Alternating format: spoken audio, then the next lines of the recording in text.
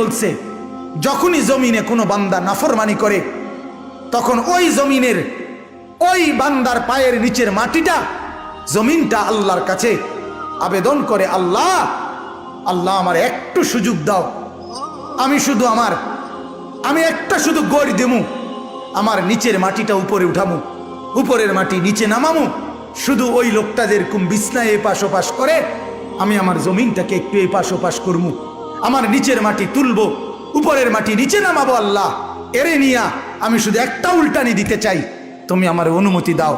রব্বুল আলামিন তখন বলে ওই জমিনকে, না তুই এমন করিস না, ও যে আমার বান্দা, ওরে না আমি বানাইছি, ওরে আমি বানাইছি। এই জমিন আমি কায়নাত আমার হুকুম দিয়ে বানাইছি, আর ওরে আমি হাত দিয়ে বানাইছি, আমার হাতে বানাইছি, আর নাক আমি লাগাইছি, আর চোখ আমি লাগিয়েছি, আর কান আমি লাগিয়েছি, আর হাত আমি লাগাইছি। আরে আমি সেই মাওলা যে মাওলা কুন বললে ফায়াকুন, যে মাওলা ভ বললে হয়ে যায়।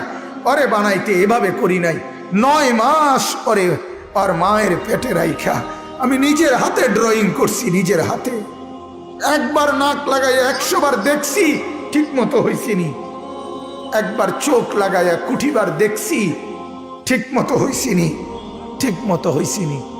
এইভাবে 9 মাস আমি তারে যত্ন করে সাজিয়ে সুম্মা আনশানাহু খালকান আখার, আমি তার এক মানুষ বানিয়ে এরপরে মায়ের পেট থেকে আমি বের করেছি, যাকে আমি এত যত্ন করে বানাইছি রে, তারে এত অল্পতে কেমনে মেরে ফেলি? না তুই একটু ক্ষান্ত হ, দেখি না ও তওবা করে কিনা।